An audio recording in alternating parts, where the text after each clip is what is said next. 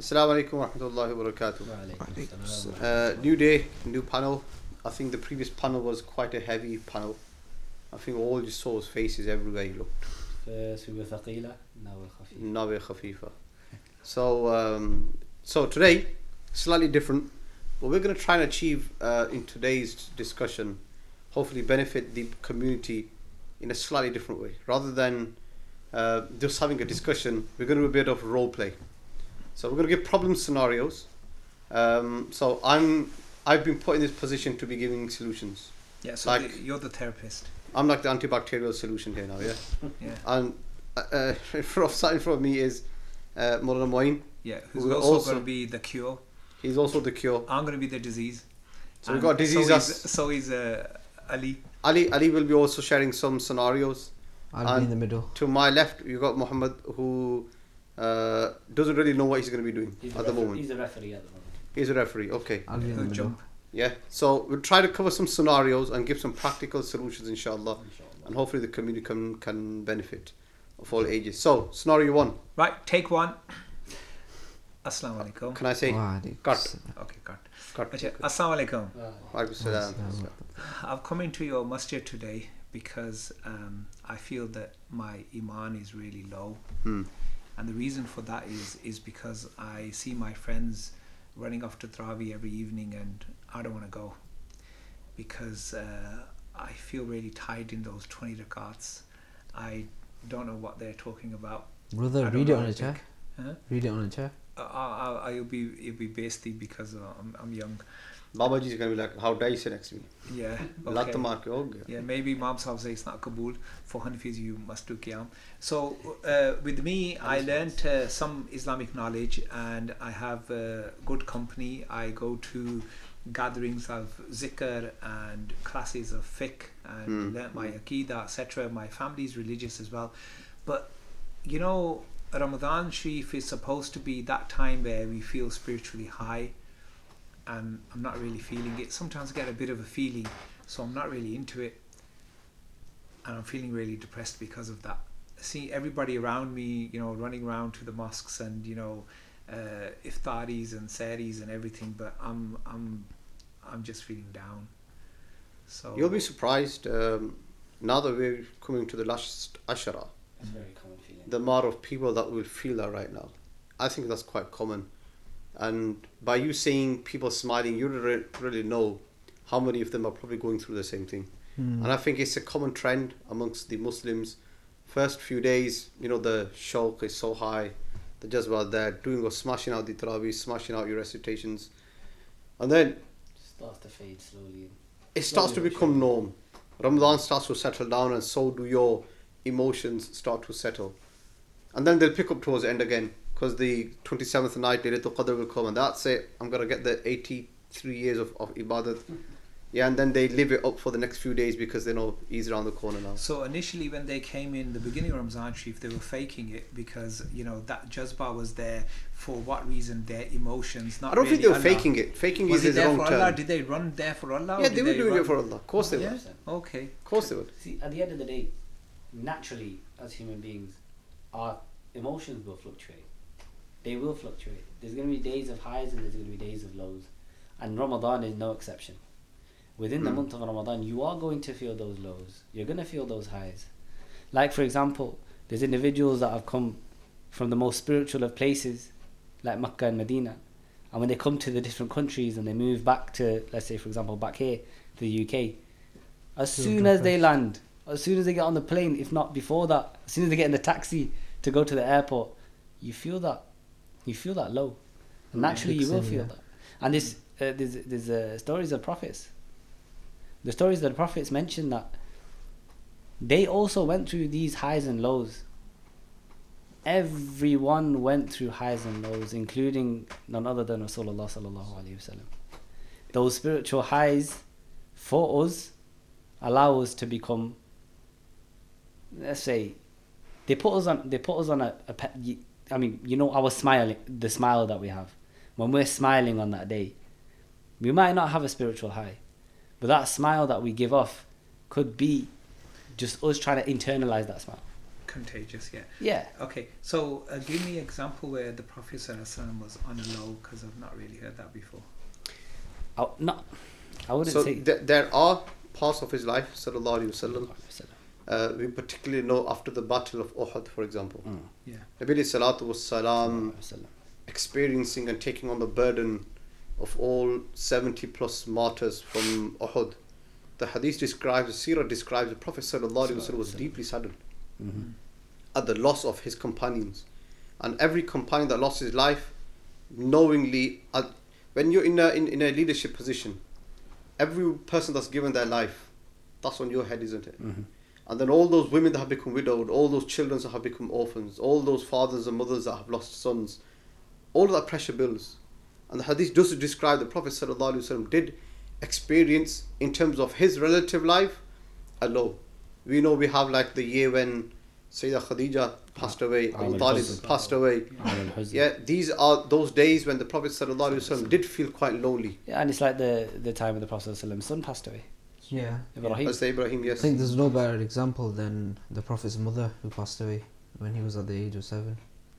6 or 7. So Six, you know, So that's there fine. are highs and lows. That's fine, but I'm relating it to Coming to Taraweeh and Ramadan. because that's somebody passing away, a Yeah, of leader, course. responsible, but Yeah. So that's only to answer that the Prophet ﷺ had highs and lows as well. Yeah. okay. But for us, we feel it even like on a daily basis.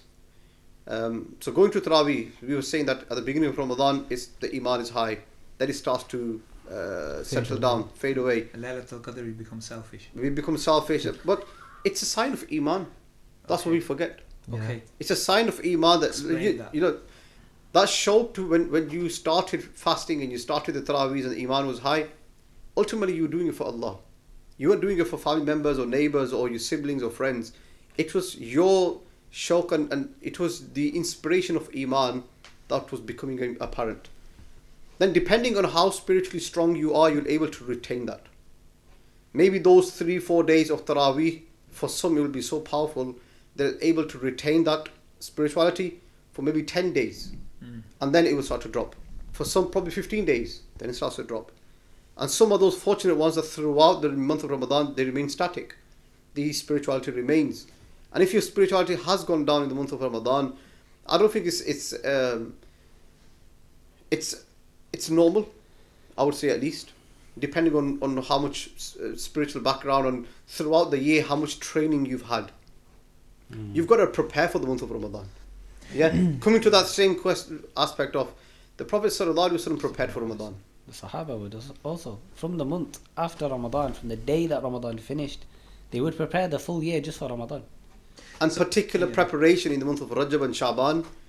And what we don't prepare in Rajab, we don't prepare in Shaban. Of course. So when it comes to Ramadan, the expectation is, so you've got 11 months, nothing's happened. And you're suddenly high and you want it to remain. That ain't gonna happen.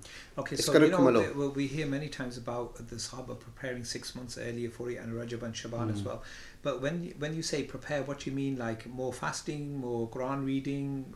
All of those things. All of those. The Prophet So- ﷺ's prep, as So we can know. I just say, in Ramzan Sharif, if it's difficult for you to do, when all the devils, they say, are locked up, Yeah. then in Rajab and Shaban is even more difficult because the devils are out and your nafs is out. So if we're saying that we are supposed to prepare in Rajab and Shaban, it's tough because, you know, there's all these other, there's I don't believe it. work I and don't family believe it's and- actually that tough.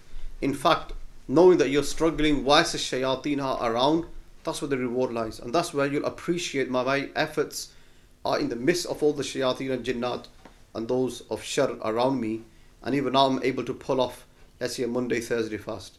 I'm able to recite a page every day of the Quran in Rajab. When it comes to Shaban, you top it up with another page. Now you're doing 2-3 pages. Comes to Ramadan, it's already become your routine. So what do you say about a person who, when he achieves something on a worldly basis, he feels happy and he thinks, I'm feeling spiritually high, but when he, let's just say, finishes the Quran, he doesn't feel so happy, or he's got off for the Hajj today and he doesn't feel so happy? Does that person then think that I have really weak Iman, or Allah doesn't like me, or Of the happiness. when you achieve worldly success compared to when you achieve akhirah or spiritual success. You don't feel that happy. Okay, you don't. But one of the reasons is because... Is that normal? I think that's normal because 100%. you don't want to reap the rewards in this dunya. Of course. You're banking for the hereafter. Okay. Quran says, Surah Hashr, last quarter, last ruku. يا أيها الذين آمنوا اتقوا الله ولتنظر نفس ما قدمت لغد. Yeah, واتقوا الله. Allah is telling you, look, bank for the hereafter, prepare for the hereafter. If you were to have all the rewards given in this dunya, you'll wake up on the day of judgment deprived, empty. So when we're doing the tahajjud, the intention is what? I don't need that instant and quick smile on my face. Yeah, it's like saying, would you rather have something temporary or something everlasting? Right. Okay. Would you rather have that one reward for, let's say, 2 minutes? Because the scholars have compared this dunya just to the day of judgment. This dunya is 2 minutes in comparison to the 50,000 years of Yawm al-Qiyamah. Yeah. And having something in that time and not having it in this time is well worth. And having it in this time, like worldly success and feeling joy, do we count that as a favour from Allah? Because you felt joy. For example, when the Sahaba would, let's just say, a Sahabi bought a new horse. Yeah, like we may buy a new car, new horse, and he's so happy and he loves his horse. I mean, there's nothing wrong with, No, worldly there's success in that nothing way. wrong with that. I mean, if you feel happy, that happy is what? In essence, is gratitude, isn't it? Yeah. It's shukr. Yeah. As long as it remains as shukr and it doesn't convert into takabbur. Right. So if you being able to get up at tahajjud, and we've discussed this in our podcast earlier, Ramadan is that 1 month where everybody's going to get up for suhoor. Yeah. Top it up with 2 nafil of tahajjud. And a short dua, it goes a long way. Okay. So if somebody is fortunate enough to do those 2 nafil of tahajjud, and he feels good inside, that's in himself, it as long as it remains as shukr and gratitude, that's actually good. Can I ask you, like when people say you feel good inside, this feeling, this spiritual feeling, that like Allah's pleasure, But you feel it after every salah. you feel it after every You feel it salah? after every jama'ah. Okay. You come out of a Jummah prayer, do you not feel good? Yeah. That Do you not good- feel better about yourself? Okay, so that sort of peace or contentment or tranquility. It's from Allah. However that is, and it's very hard to actually explain that in words. Yeah. Yeah. But that's what we're talking about. One thing, if for example I'm on a low, can I look at a bit of social media just to cheer myself up, or for example, just go down and chat to my friend about any willy-nilly stuff, just to I think people are at different levels. Oh, And depending on what level you're at, you should know where your contentment lies and what triggers the good emotions. For some, they're so low in terms of their relation with Allah that probably if I was to say to him, read Quran, it's not going to work for him. Of course. If I said to him, look, do tahajjud, for him it's probably not even going to work. So before doing that, can I? So do you see where I'm coming from? I understand that, but Depending let's on your just say- level, you have to address it in that way. You've got to know what works for you. It's just like any other medication. Look, you're not going to say to someone that is struggling to pray any salah, wake up for tahajjud. It ain't gonna work. Yeah, Okay, not gonna work. that I understand, but what my question is, like, this is what people generally do. So what my question, can I go and get like the Devil's Touch milkshake from Little Desserts or Cluckerito Burger, because I know that's gonna cheer me up a bit, yeah, because I like their sauce. I'll have a But the Cluckerito's. thing is that after a lot of people do, Mammies. so but then once I've had that, I'm satisfied. Then so you know what? Now I'm gonna, when I get up for tahajjud, I'm gonna be feeling a bit better. Is that okay? That's Or a fine. bit on social media, just watch a few movie trailers and stuff like that. Just At the end of the day, comedy stuff, and is You that have to okay? you have to remember at the end of the day. Do you understand where I'm coming from? Yeah, our whole life, it shouldn't just be ibadah, because you lose the meaning of ibadah. Yeah. You start to lose the meaning of it, and you start to lose the sanctity of it. Okay. Now, if you have that natural balance between, let's say, for example, going out and playing football with the lads, yeah, but at the same time not forgetting your duties to Allah subhanahu wa ta'ala and what you're required to do. If you have that natural balance, there is space for relaxation. There is space to wind down. And when you wind down, like you said, getting that chicken burger and then waking up for the tahajjud, making sure you feel good, you're doing what? You're preparing yourself in order to worship Allah. in the way that it's supposed to be. Cocorito every day. So if you're having a cocorito every single day and it's helping you to get towards Allah subhanahu wa ta'ala, remember it's aiding you towards Allah subhanahu wa ta'ala. I mean, if it was taking you away, that's a different story.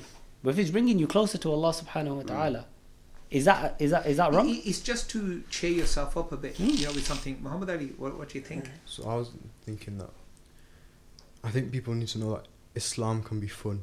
Islam is not just about ibadah. It's not just about worship. It's not just about dhikr all night. It's not just about praying. Islam, you can do things, just stay away from the haram, and you can do all the halal you want. I think that's what people need to realize, is that you can have your fun, but you don't neglect your duties to Allah. Some of the But happiest people. how difficult is it to stay away from girls and vaping and cars and, you know, ganga boys and stuff like that? Because that's tasty, isn't it?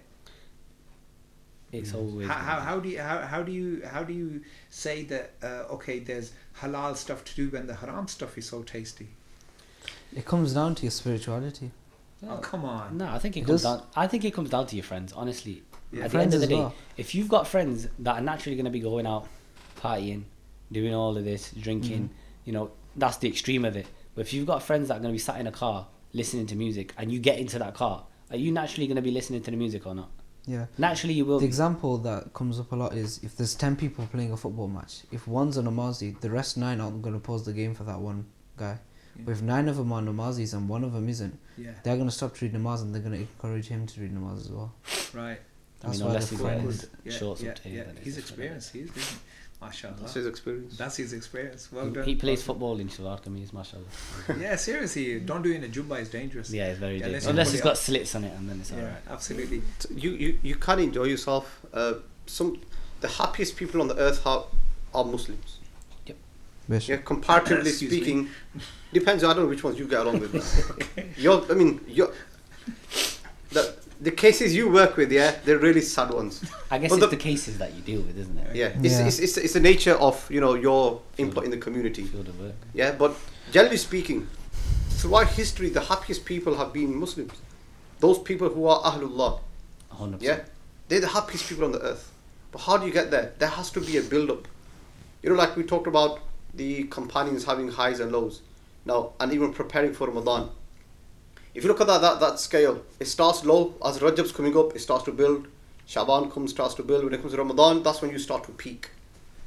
Going back to that first initial question of yours, people want to experience that peak at the beginning of Ramadan and maintain it without any preparation at all. It's like saying, I just wake up in the morning and I'm ready to run a 25-mile marathon. Yeah, of course. Yeah. Who's going to do that? Look, Nobody can. I've tried a marathon. Yeah, I've okay, tried he's it. actually got extensive, I've lots done of a experience in marathon. that. I've tried it. I'm not even a full one. I did a half one. If I went to try that marathon without even preparing, I honestly would have told you I could probably only do 1 kilometer.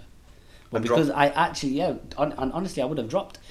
But 2 months before, which should have been longer than that, I'll be honest. If I had prepared longer than that, it would have been a lot easier. But preparing, you're right. That preparation, it aids you for when you're getting into that task that you got at hand. Now, for example, if you're preparing in Rajab, Sha'ban, you're ready. You're building yourself up gradually. Instead of it going straight, it's not a great incline. You're building yourself up. Now, if you try climb Mount Everest by walking down to Morrison's, it's not going to help. You need to try that terrain. Yeah. You've got to work on those similar scenarios in order to aid yourself. Yeah. Muhammad? I've got a scenario. Go on. So, in school or just anywhere, yeah, I've got friends who are from the wrong backgrounds, and they're into vaping, girls, them type of stuff. But the problem is, if I leave them, I'm vulnerable to fights and stuff. Okay. So you have to stay in their gang to be protected. Yeah, to stay protected. That's what happens a lot of the Create a times. God squad. This is the God. That's why we're here. That's why we're here, right? Moeen's coming down. That's why we're here, isn't it? Fair So enough. advice. How do you leave friends? Muhammad Ali, How do you leave friends? Yeah. I think Bad first friends. you gotta realize friends that you'll make now, they're not your actual friends. Real talk. That's the most important thing you gotta realize. I think we were mentioning yesterday, the real friends are the ones you meet in the mosques, They are 100%. not the Yeah, ones but you they're not meet in in school. pubs and stuff. That's the problem you have, isn't it? In school, you're going to be alone. So who said people in mosques don't go to school? So what was Okay, so so what was it? What was the question? You said that if you get out of your friends group, So for you're gonna example, get knocked out, I'm in a gang with 10 people, yeah. yeah. And if I get out, I'm vulnerable to any fights or anything. That's Yes. why I'm staying with them, so I'm not there's vulnerable. Every Saturday, they do Brazilian Jiu-Jitsu training. I think yeah, you need to attend that. BJJ, yeah, take So- on 10, yeah. Yeah. Okay, but here's the other thing. 10 man, that's you know, it. I tell you what the problem is really there in schools is this thing about snitching. Oh yeah, snitches get Yeah, stitches. yeah, seriously, snitch all the time. Go Yeah, and yeah. snitch to your head. You You know, teacher speaking with But experience, that would end up you losing that friend circle that you No, that you but nobody felt would know. secure. Go secretly. Yeah.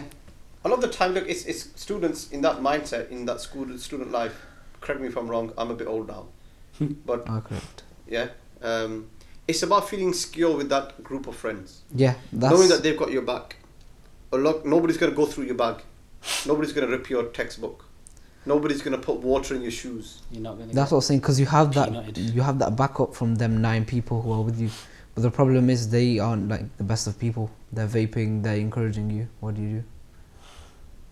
You know, want that I backup. was in a similar situation in Handsworth, Birmingham. It was a bit of a rough area at one time. My dad used to have different jobs. We used to move around, so every 3 years or something. But anyway, so I was there, and there were gangs there. Okay, Mhm. so in those days, so I remember one were called the Black Panthers, and Pink Panther. and you wouldn't believe what the others were called. They were called the Donkeys. They called themselves. Maybe What? their parents had called Where the was they this? said, "No, Where- quote the on." They called themselves. Where was Donkeys. this? Birmingham. Birmingham. Yeah, let's stay away from that So when place. I went to this school, you had to be part of. In those days, we had Bruce Lee. Everybody. We used to go learn karate and stuff. We had flick knives. We had gangs and stuff like that. It was the early '80s riots and stuff like that as well.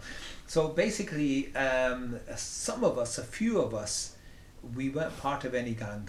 So there was, for example, the Rastafarian, the Black Caribbean gang. There was the Sikh gang. There weren't many Muslims in the school. There was some cultural gangs as well. So they'd pick fights with you. That's what you're talking about. They'd like pick on you and stuff like that. Okay, I am not joking with you. My father, he was saying, Ayatul Kursi is a protection. Yeah, angels come and protect you. The hadith, Hafiz could tell us how when you go out, Bismillah, Tawakkatu ala Allah, la hawla wa la quwwata illa billah, and angels are protecting. I'm telling you, it really worked for us. It does work. It honestly worked for us. 100%. Sure. The angels are your friends. Okay, you're invisible friends. And the thing is, Yeah, the one of the backup. things that we learned, some of us who grew up like that, we could think deeper and more further than Than the rest of them. those lay minds, those guys who are just like bouncing off one another. Yeah. In fact, as we grew older and we went to college, those same guys respected us highly because And that's what naturally ends up happening.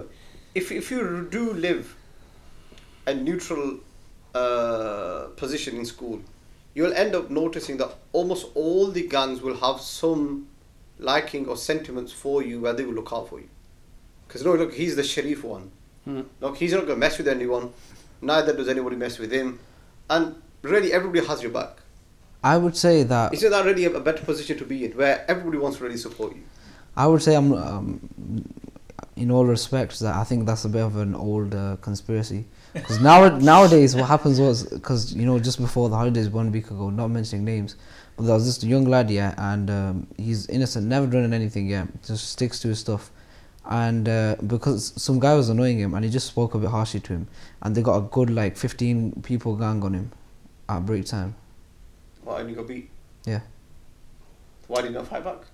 Why do you? He was one person. He's Brazilian Sharif. He doesn't. All it takes is for one person. Okay, if you was to have a bit of courage and just smash one. You just got to knock one guy out. You don't They all know what- You Yeah, knock come. one guy That's out and what you it run. takes. The That's what it 15 takes. guys, yeah, they're Yeah, in you gangs. knock They've got one- the muscles. Pick one and absolutely smash You don't him. need muscles The to best- knock a man out. Yeah. You don't need muscles. You just need brains. You knock one out and you leg the smallest one. You knock him out and you leg it.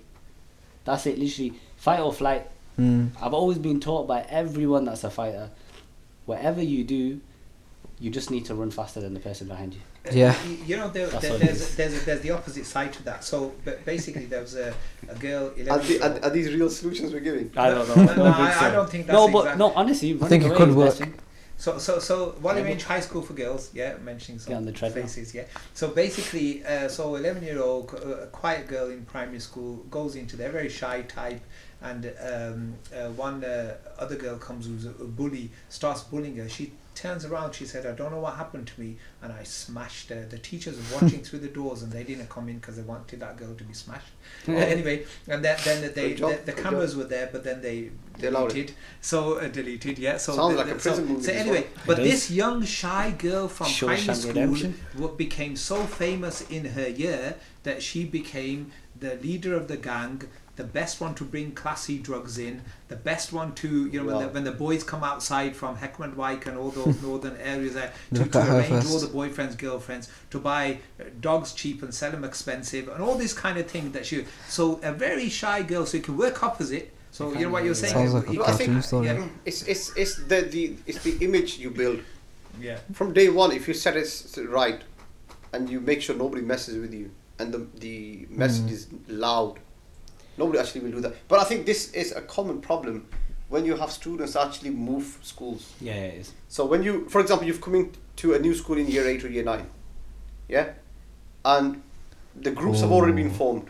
Yeah. Tight The situation. group, and now you're trying to come in and adjust, and you're not gonna adjust anytime soon. So what the groups will do, they'll try to test the waters, Prod you out. see where you actually stand.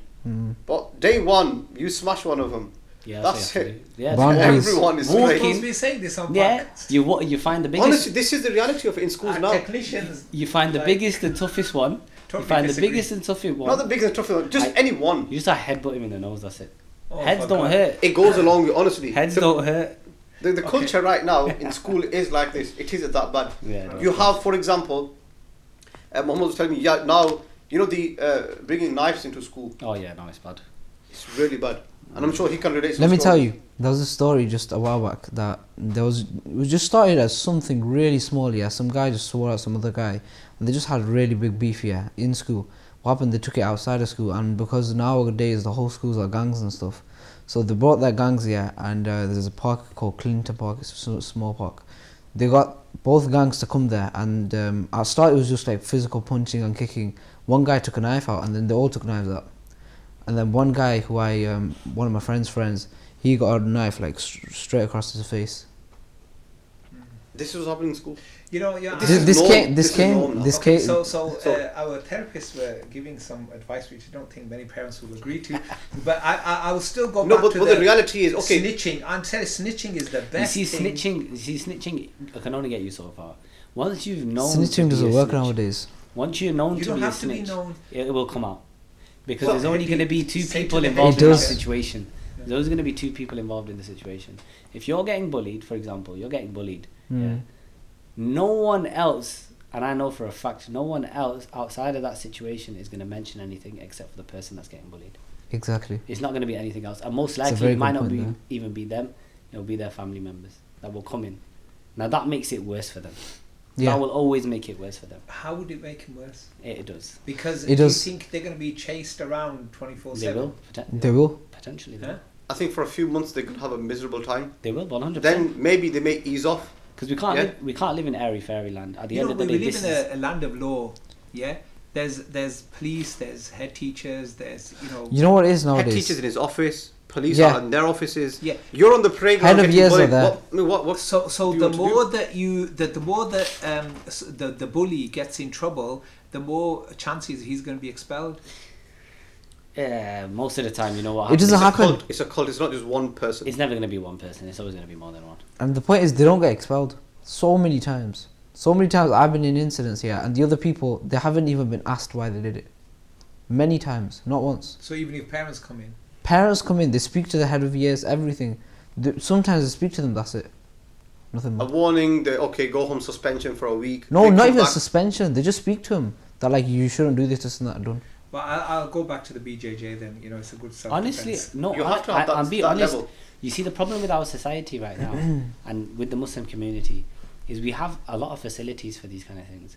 We've got one organisation that's actually providing it free for young individuals. Oh, sure. The King of Sports. The Something Sports of Kings. Sport of Kings. Yeah. Now we've got an organisation there for Muslim brothers and Muslim sisters. This is the youth and for the elders as well. Now, if we took these things and we used the opportunities that we had, honestly, if we made our society a stronger society, it would make life so much easier for us. If we did this, now the thing is, we send our kids to madrasa, cool, send them to madrasa. But what do we do after that? What do we teach them after that? You see, there's certain disciplines that you can't teach in a madrasa. There's certain disciplines that cannot be taught in a madrasa. These disciplines can only be taught in certain scenarios, such as doing Brazilian Jiu-Jitsu, such as any kind of martial arts. So I think it's very important that you do send your kids as Muslims to become strong Muslims. See, the best of mu'mins, the best of Muslims are the strong Muslims. You know, when we were in those gangs when we were young, what we used to say, we used to also read Shakespeare, and he said, all's well that ends well. Yeah. So we used to think, you know, like, we only got a year or two in this school, then we're going to move on to college. If there's trouble there, we move on to university. If there's trouble there, we move to a job. This has happened, and you move to one job, there's trouble there, you go to another job. You know, Allah provides risk, So you're always looking to something forward, and then the finally thing is, you know what, there's going to be Judgment Day, everything's going to be sorted out then. We used to think like this because that gives you some kind of, you know, like Allah is all powerful. It's accountability. Maliki Yawmiddin, Judgment Day. But how many people have that level of Iman? But this how is many what youngsters we're will actually doing see on the that podcast? Which is why I said it's really important that we set these things up, these organizations have these facilities. We have facilities. And look, the hadith also says, look, a strong slave, believer. a strong believer is better than a weak believer. Like I mentioned before. So to become a better believer, you must have more strength. But putting myself on the spot, I've never had a single fight in my life. Most people don't. Most people don't, really. The reality is most don't. If you are getting picked, there are ways to dodge, ways to get around it. But that does not by any I'm not saying that we should not have those skills. It's not. But it goes a long, long way. It's not about having a fight. It's never about having a fight. It's being in a situation or at a certain level that if push comes to shove, you are able to protect yourself. Let's, for example, you're married, you're able to protect your wife, you're able to protect your children if you have children, you are able to protect your mother, your father. In any situation, being able to protect yourself and your family is very important, 100%. You know, for the majority of the sort of section of the community that is usually attacked is women. And one of the things that we've spread, and alhamdulillah, there's some organizations now, Muslim women's organizations, where they teach this. So basically for men, self-defense. I tell you what, the best thing that they were taught, and they absolutely love it, they learned how to run. I'm telling you, some of our sisters, they can run so fast. No gangster, no matter how many muscles he has, will ever be able to catch up with them. But That's a brilliant form of self-defense. And then I'm sure there's a hadith I mentioned, obviously Ustad can mention this, but I'm sure there's a hadith that mentions when you fight for your family, and if you were to die in that way, you become a shaheed. Absolutely. So look at it in this way. It's a win-win. It's a win-win. You don't get your book on Yawm al-Qiyamah. You're entered straight into Jannah. It's a win-win. Actually, Ali does a bit of boxing, don't you? Yeah. Are you better? So go on, give us an insight. What do you do? So I think for children nowadays, or youngsters nowadays, it's definitely important to learn self-defense. I think that's one thing that you definitely have to learn. That all parents should encourage their children to do some sort of self-defense, so that if they it's ever good got for you into mentally that, as well, isn't yeah, it? It is. It's good it for your builds that exams. character. It builds that character, and it builds confidence as well. That if you were to ever be put into that situation, you know how to defend yourself. And you recently did as well. You know, well, it's exercise as well. Let's not say too much. It's exercise. rewinding a bit. You know how you guys were saying that you need to buy one guy and then it's just over. You know what it is? Nowadays it's changed a bit, because this exact scenario came up with this guy from year 10 the other day, before the holidays, that he was just getting bullied by some guys, and what he did was he got one guy and he was absolute bad and got him on the floor and just punched him in the face a few times. What he did, he got his gangs on him, and he was just speaking to me about 2-3 days ago, and he told me that he got his gang and they came to his house and they egged his house and stuff. That's what they do, because they Just get a window cleaner. Easy. come on. And what they do is they wait for you to come outside so then they can get a fight with you. I don't know which school you go to, man. Pull out a bat, man. I don't know. Have you just come out of prison or something? I know, man. Which Yeah, come on, this is happening. He's that strange way he's in. You guys are in the old school mentality. No, Like. it's not Nah, old it's school. not, man. Bro, school's always going to be the same. They're No, always the it's same. always gonna be Culture the is the same. Listen, wherever you are, whichever country you're in, whichever world you're in, you could be on Mars Yeah. by all means. School is always going to be the same. There's going to be a bully, and there's always going to be someone that's bullied. some schools have different levels of approaching bullying and stuff. No school approaches bullying. No No, school approaches. like dealing Bullying with will it. always take place. No Okay. school ever stops. Another scenario. Let's go for it. Okay. Go on. Scenario. Okay, this is going to be the last one because of time. Mm. Okay, so the last scenario is this, that we have a major problem with the opposite gender, and the other thing is with vaping and drugs and stuff like that. It's like very common. I thought it's very common amongst youngsters, but it's very common amongst married people as well. So The vaping, yeah. vaping, Okay. cigarettes, drug stuff, and also illicit sexual Relationships. behavior. Mm. Okay, so things are changing very fast now. So we're finding that married women, are also up to this as well. Mhm. More and more cases are coming out. Okay, and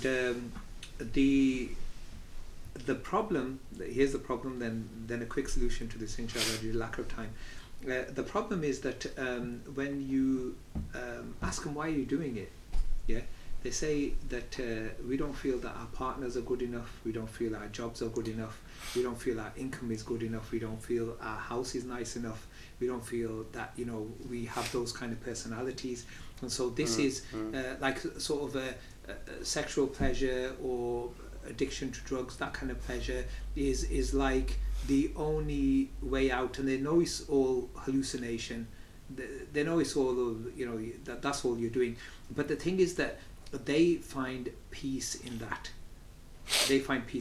So with some of them, we suggested, how about going to a mahfil zikr? Yeah, how about doing something like. But that step from where they are now to that. So the question is, how do you get them to take that step? I think scientific research has shown that you can get the same amount of pleasure from running as you can from doing those sexual illicit I totally relationships. believe it. Yeah. By running, you release certain chemicals, and certain faculties of your brain are light up, and it gives you that same feeling. Even a smile does to an extent. Of smiling does as well. I mean, I remember, on social media, Andrew Tate is quite famous now. Yeah, of course he is. For the good reasons or bad reasons. A video came up. Somebody emailed him saying, "Look, I'm going to commit suicide." Just one-liner email, "I'm going to commit suicide." And he would mention that I have like thousands of emails on a daily basis. I don't go through them, but this one caught his eye. So he replied and he said, "Look, I'll speak to you, but promise me, I'm only going to speak to you if you keep sending me images of your progress, but I want you to have a six-pack. That's all. And I'll actually speak to you, but first prove to me you're working hard by sending me regular images of your workouts and that you've got a six-pack." Yeah. He goes, "Fine." It was a few months went by, and then now the same person is emailing him again and again saying, "Look, I cannot believe how much of an influence you've had just by telling me to get a six-pack." So all he's really done is stimulated his mind in a different direction. That's it. So to get away from those drugs and those addictions and the girls and vaping, whatever it may be, replace that with something that's that's beneficial. You don't need to go to a mahfil No, to no, get no. that. You Start don't with need something to that they would actually see direct and quick change. Yeah. So somebody that starts gymming. Yep. Yeah, start buy some weights. Yeah, at home. Start doing push-ups. Start doing press-ups. Even that I Yeah. find is a bit of a long shot. No, it's not. No, it's not. So how about when they start to see that they're actually physically getting built, physically getting better, or like in the situation he starts to run every morning, does half an hour walk or half an hour run. Even a walk makes a big difference. Yeah, the release of dopamine in the brain is what they crave. when they're sitting down and they're taking these drugs, okay? So then to say to them, now you have to stand up, to some of them is a job in itself. Replace that with chocolate. Yeah. Okay, that's what I was going to say. Just replace it with chocolate. One of the You don't things have to I've done stand up. is replace it with chocolates, milkshakes, junk food. It's still halal. Yeah, it's still halal. To a certain degree, yeah. To a certain degree. So that's the next step. That's the next step. From that, yeah, 100%, because it's not a big jump up. You're not having to stand up. Absolutely. Like you said, if you're sat down and you're struggling to even get up from there, replace it with... It's like they say, the people that smoke, the ones that stop, the quitters of smoking, what do they end up doing? They end up nibbling more, they end up snacking more. Because it's a habit for them to put something within their mouth. To hold things within these fingers. And they end up eating more. And they end up gaining weight. It's a very common thing. Because they replace it with something that also gives them a similar effect within their brain. Stimulation of the brain. And that's what they look for. They look for that stimulation. And when you're looking for that stimulation, there's many ways of getting it. It's just we don't want to. We find the easy way out. Well, one of my teachers, what he did was, there was a guy who went nightclubbing, used to pick up girls regularly, sometimes end up in hospital fights, and all this kind of stuff. So he made friends with him because he was a neighbour. And he used to go around to his house sometimes and he used to have a chat and stuff like that. But the guy, unashamedly, used to... I think his parents were Muslims and he just lost it after his parents passed away or something. So, and I think he went to fight in the Afghan or Iraqi war, don't know where as well. So he was a bit of a soldier as well. So he used to unashamedly put on pornographic stuff or play certain games. There's not so nice games that you play on the TV. My teacher just used to sit there with him and chat with him and sometimes bring him some burgers and milkshakes and stuff like that. And he kept on having a chat, and slowly, just because there's this personality there, this is the point. There's all this haram there, but then there's also this good personality there. Slowly he found that he was actually shifting this way. This person has now died, but he died as a 5 times namazi. He said the shahada, and alhamdulillah, he died, and his janazah was done by pious people as well. But it's just, like your question, Muhammad, if there is some personality there, somebody there, it's okay to say the Prophet ﷺ is with you all the time, Allah is with you all the time, angels, but we're not that strong, and you need somebody there. Sometimes children or school kids, I remember I did this once in one school. It was a really white racist school, but anyway, what I did was I liked my chemistry teacher. And he was always like looking out for me. I was the brown face and stuff. And I was good at chemistry. And every time I used to put up my hand, because it was to please the teacher. And they thought, this is, teacher's pet sort of thing. I used to get good grades. They used to get jealous. They used to hate me the rest of class. And I used to help the teacher afterwards as well, clean up the lab and all this kind of thing. He was, because it's such a nice personality. This guy. So no matter who it is, Muslim, non-Muslim, whoever it is, you have to. So I think number one, the simple steps, even if it's junk but it's halal, fair enough, because we love food. Replace it with something at least. With something, some taste to your palate. One small change. It just has to be one small change. Or whatever that change is, as long as it's from haram to halal, that small change will gradually turn into something better. But once you make that one small change, that one small step, like Allah says, when you take one step to Allah subhanahu wa ta'ala, He comes to you. Allah comes to you. He runs to you. Literally. So, I think you had a good point about you need one personality with you to change any bad habits. For example, there was this one brother from Kuwait. He used to be really bad, vaping, smoking, sleeping with girls. He was just 16, 17, probably not even that, probably 15. And I just got in contact with him once. I just met him at namaz or something. And it only takes a few days. And because you've got that personality and they changed your... For example, if he's smoking, instead of smoking at that time, he can talk to me. You get what I mean? It takes him out of that habit. And now that same guy, he's coming into masjid with jubba and topi and nice good guy. One little thing with that, really, really interesting. So there was this guy, he wanted to, let's just say, for sake of a better word, oppress somebody. Do some zulmas, So one of my friends said, let's just have a chat with him. The guy was edging to go, and we were just chatting to him about interesting things, just hitting his mind with stuff, In about 10-15 minutes, he was just relaxed, And then we said clearly to him, said, you know that you wanted to go out and do that, what happened to that? How he goes, the feeling's gone. It's just a feeling. It's a temporary feeling that happens. Yeah, and if you go along with it, it'll take you down the wrong way. Just as a footnote here, because parents are listening as well. You know, when we talk about like halal, obviously junk food is not good for you. Some of our boys, what they do, they say, you know what, rather than committing those harams, we'll just buy an old car. Yeah, and we'll just drive it fast. Well, driving fast is not halal for you either. But yeah, having a car, like fixing a car and stuff like that's okay. You know, do stuff like that. So just as a keeping footnote. yourself busy, keeping yourself engaged, out of that bad company. And if you know it's a particular group of friends that incites those emotions, then you as a Muslim need to be mature enough to know to snap out of it. This is it. This is my line. I'm not going to go beyond that. You need to slowly back If you know it's a particular device or particular room or house you go to where you know you're going to be thinking of those bad feelings and that bad stimulation that your brain is egging for, really, stay away from it. Stay out of that. But you have to be mature enough to make those decisions. But you know, some places you can't stay away from, like school or workplace. So I was working in an office at one time, and it wasn't a good office. They talk about the most dirtiest things. They bring out the most dirtiest newspapers and stuff like that. It was going right.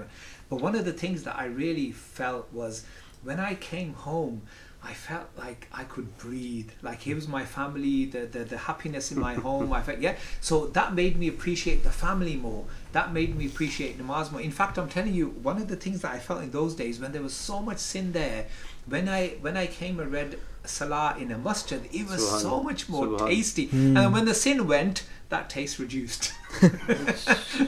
Smashed it. It's appreciation, isn't it? It's appreciation. Once you find that appreciation, you start to enjoy yourself a lot more, don't you? And the last thing, I always whatever happens to you, Allah does. Yes. Whatever happens to you, Allah does. Everything comes from Allah does, yeah. So now looking back, I think, you know, that sinful office was good because it made me more religious. If I never had that, I wouldn't have that jazba. Like I said, whatever happens, if it brings you closer to Allah subhanahu wa ta'ala, it was better for you. Yeah. But any situation that you're put in, if it takes you away from Allah subhanahu wa ta'ala, know that it was not good for you. I mean, and a message for all the viewers, and starting with myself first. I mean, it reminds me of that qawl of Hazrat Ali radiallahu anhu. And he says that whenever I'm about to do something, and not that he needs to. No, of course not. Yeah. But for our learning, he describes that, he says, I see myself standing between hell and heaven, right in the middle. And he goes, when I'm about to do something, I ask myself, by doing this, is it going to draw me closer to paradise or closer to hell? And if I know it's going to take me close to Allah or closer towards paradise, then I should do it. But if I know it's going to take me towards the fire of hell, then I should stay away from it. And that's what it takes. You know, when we talk about aqil, baligh, Muslim, who has aql, who has intellect is to know decision making. The difference between right and wrong. You know, like the Quran says, لَنَسْفَعًا بِالنَّاصِيَةِ نَاصِيَةٍ كَاذِبَةٍ خَاطِئَةٍ.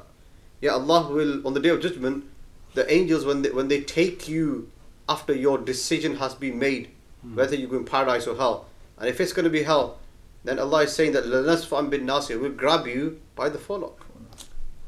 Why? Because نَاصِيَةٍ, it made you forget, كَاذِبَةٍ, and it was lying to you to make those wrong decisions. Lying, sinful. I mean, and today science actually backs that up. You know, the 4 portions of the brain. I think this is called the prefrontal cortex or something like that. Prefrontal lobe. That's where the decision making happens. And isn't it striking that Quran says, we're not going to grab you by the back or the side or the full head. We're going to grab you exactly here where you make all those decisions. And you're responsible for your decisions you make.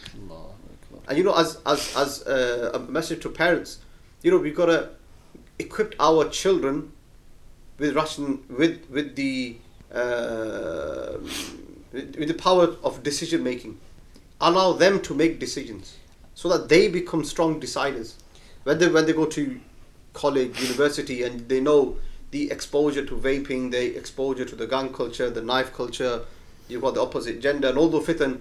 He's strong, he's grounded, and he knows, look, I'm not going to make that wrong decision. Go on, you've got something to say. Inshallah. just going just on that point, is we forget that we think that every action we do, we forget that it's all ours. Whatever we do, we're accountable for that. And shaitan is an ayah in the Quran where shaitan, it's an account of shaitan where he says, I have nothing to do with you, and Ustad will be better at quoting the Arabic here. He says, I have nothing to do with you, I see what you do not see, and I truly fear Allah. Meaning shaitan will not be involved. He will wipe his hands of you. He will bring you towards the evil and he'll leg it. And he will say on that day, I truly fear Allah. That shaitan, the deceiver of all deceivers and the liar of all liars. So when you're doing your actions, they are all yours. I think inshallah we should have a session on, because it's leading that way, but obviously time short, and what we may call Islamic mindfulness. Like a proper session. A bit deeper. A bit deeper, inshallah. Yeah, but the shayateen can be min al-jinnati wal nas. Sadaqallahu al-azim. Assalamu alaikum wa rahmatullahi wa barakatuh.